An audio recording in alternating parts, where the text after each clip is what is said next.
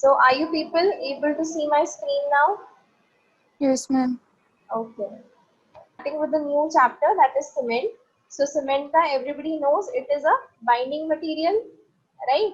And it has high adhesive and cohesive properties. So I was asking you, what do you mean by adhesive and cohesive properties? I've already ma'am discussed it. Yes, ma'am. Adhesive property ma'am that is joint मतलब कह सकते हैं कि चिपकने की जिसकी ma'am tendency हो and property मतलब जब मैम चिपक जाए और कोहेसिव मतलब जो जुड़ने की मतलब प्रॉपर्टी हो जिसमें टेंडेंसी Your हो voice जो है आपकी बहुत कम आ रही है आवाज. Ma'am, ma'am adhesive adhesive property है properties, ना ma'am Basically, adhesive means the forces of attraction between dissimilar molecules. exactly. That means if I talk about water and glass, okay, if there is some attraction, you might have seen there is a curve at the surface of the water, okay, and water at the ends of the glass, it basically climbs up. That is due to the adhesive property of the water and glass, right? That means force of attraction between two dissimilar molecules, and cohesive properties is forces of attraction between the same particles, Sim- right? So cement and cement के particles की आपस में भी binding property अच्छी है, and with other materials also it has good properties, so therefore it has adhesive property also. Now I also told you about the pozzolanic materials. Pozzolanic materials, they are the inert materials which do not have their own cementitious or binding property. But when I combine it with ingredients like cement, they acquire those properties, right? Example of the pozzolanic materials was, I gave you two examples. and Jama brick. Yes, not brick. Basically, we use the surki, right? Surki is basically the powdered form of the yes brick, right? Of the Pila brick, not the Jama brick. Okay. So Pila brick ka powdered form, which is surki, it is a pozzolanic material. Similarly, fly ash. Okay, fly ash, it can be either bottom ash or it can be the fly ash. Okay, bottom ash means the ash which is found at the bottom of the chimneys. Okay, and fly ash means which goes out of the chimney. That means we basically put electric precipitators and we catch that fly ash. Okay, so fly ash and bottom ash both are the examples of the pozzolanic materials. Okay, they do not have the cementitious or the binding property themselves, but when I will combine them with certain ingredients, they will acquire that property. Now, cement, it was first invented by Egyptians. And if I talk about who basically manufactured cement scientifically first time, it was Joseph Aspdin. Okay, so Joseph Aspdin manufactured what we call today as the ordinary Portland cement. Okay, OPC.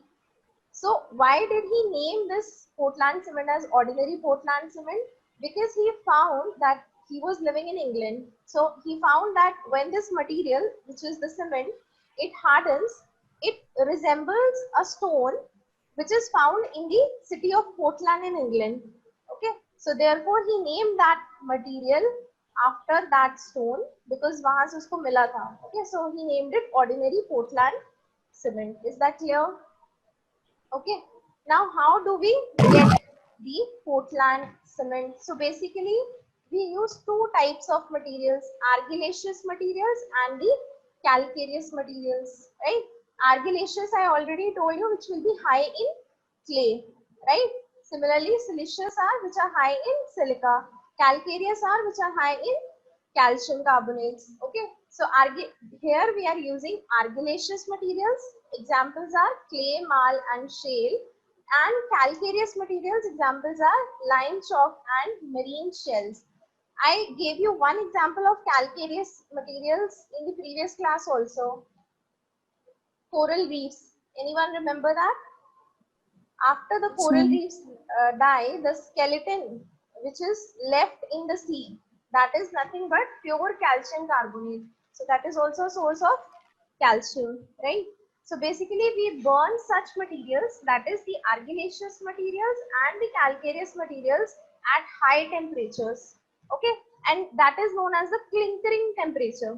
Okay, Why clinkering temperature? Because when we burn these materials, we obtain certain nodules of certain diameter, okay, which are known as clinkers. So therefore, the temperature at which we burn these materials, that is the clinkering temperature. And then finally, when the clinker cools, okay, we cool the clinkers and then we grind it to whatever fineness we require. Okay, so it is grinded to the required fineness to produce what is known as the cement. Okay, now let us see the chemical composition of cement. So if I talk about the materials which are used in the manufacturing of cement, that means the raw materials. Okay, raw materials may I will have ingredients like lime, silica, alumina, magnesia, sulfur, iron oxide. Okay, so lime, silica, alumina, iron oxide, then we have magnesia and sulfur. Okay, all of these are the raw materials which are used for the manufacturing of the cement. We will see their percentages. Okay, now after these materials or oxides, when they are subjected to the high temperature, that is the clinkering temperature, then their form changes. Okay, their form changes to some complex compounds. These complex compounds were first found by R.H. Bogue. Okay, and therefore we call these compounds as Bogue's compounds. So we will see what compounds are called as the Bogue's compounds, the chemical formula and their percentages. So remember the raw materials that we use, that is lime, silica, alumina, iron oxide, magnesia and sulfur. So how can you remember it? Now this is in the terms of from high percentage to low percentage. So if you see here lime, that is CaO, percentage is around 62 to 67%. That means major constituent is lime. Then silica is 70 to 25%. So together, if I talk about lime and silica, together they constitutes around 70 to 80%, right? Then comes the smaller constituents like alumina. Alumina is 3 to 8%. Okay, forget this calcium sulfate for right now. Why I am saying forget it? Because this is an ingredient which we add later in the later stage when we are manufacturing the cement. Okay, so basically जब clinkers form होते हैं and when we grind them, then we add the calcium sulfate, or which is also known in common language as the gypsum. Okay, so calcium sulfate is not the raw material, it is added in the later stages of manufacturing of cement. Is that clear? Yes, ma'am. Everyone, Yes, is that ma'am. clear? Okay. Yes, ma'am. Then the next ingredient is iron oxide, Fe2O3, and it is around 3 to 4%. Then we have magnesia, which is 0.1 to 3%. Then sulfur 1 to 3%. And again, soda and potash. What are soda and potash? These are the alkalis. Now, can anyone tell me what were the disadvantages of alkalis which I told you in the chapter of lime? What do alkalis do? Soda and potash are nothing but the alkalis. What do alkalis do? Are they desirable or undesirable? Ma'am, undesirable. Okay, why undesirable? Yes. Okay, let me ask people here. Okay, you also don't know. Abhinandan? Yes, bache, please reply. Anyone? Yes, ma'am. Yes, ma'am. Yes, Abhinandan, tell me why alkalis are undesirable. Why alkalis are undesirable, ma'am? Because they are very reactive. That is a very common answer which you have given. Tell me the specific reason why I do not want alkalis to be present. They will emit some gas which is undesirable. No, Perhaps. that's very wrong. Very wrong. Thank You you. cannot guess it. You cannot guess it. Okay, Rahul. Rahul Nanda. Rahul, I am talking to you.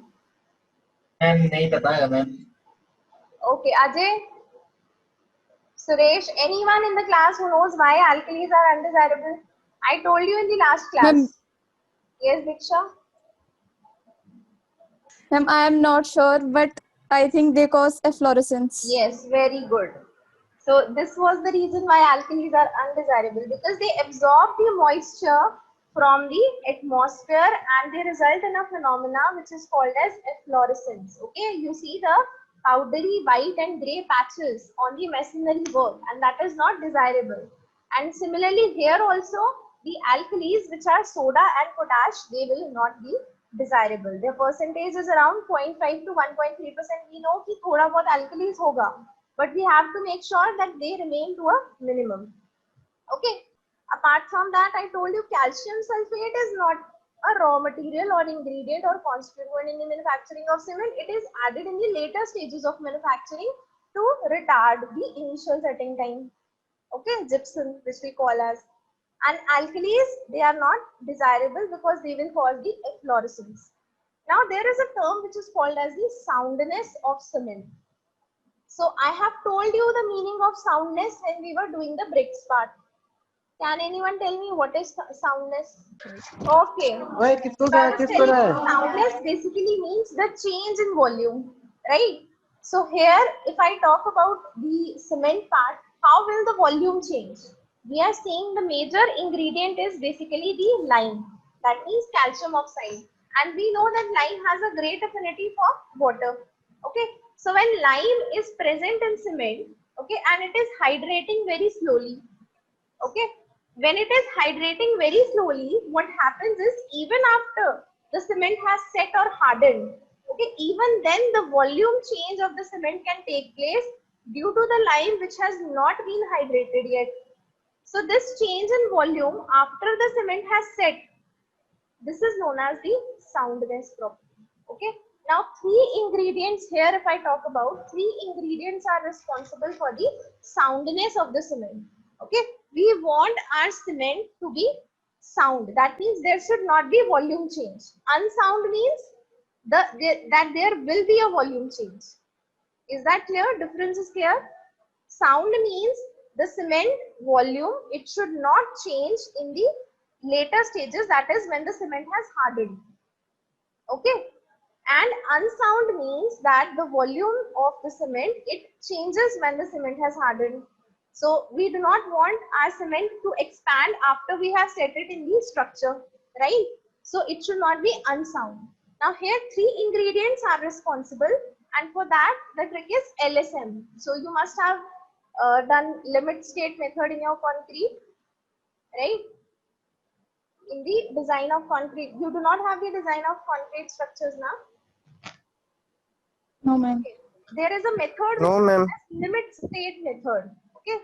And there is also another method which is known as the working stress method. So both of these methods are basically used for the design of the concrete structures. Okay.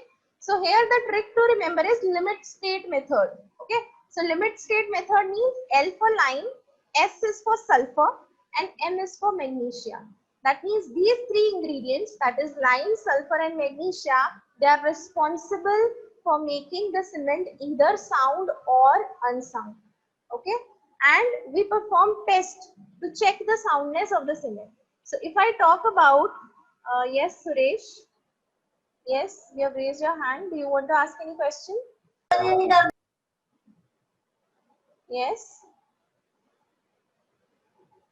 Okay. So lime, sulfur, and magnesia, they are the ingredients which are responsible for the soundness of the cement. Okay. Now for lime and magnesia, we have a test to check the soundness of the cement. But for sulfur, we do not have any test to check the soundness. Is that clear?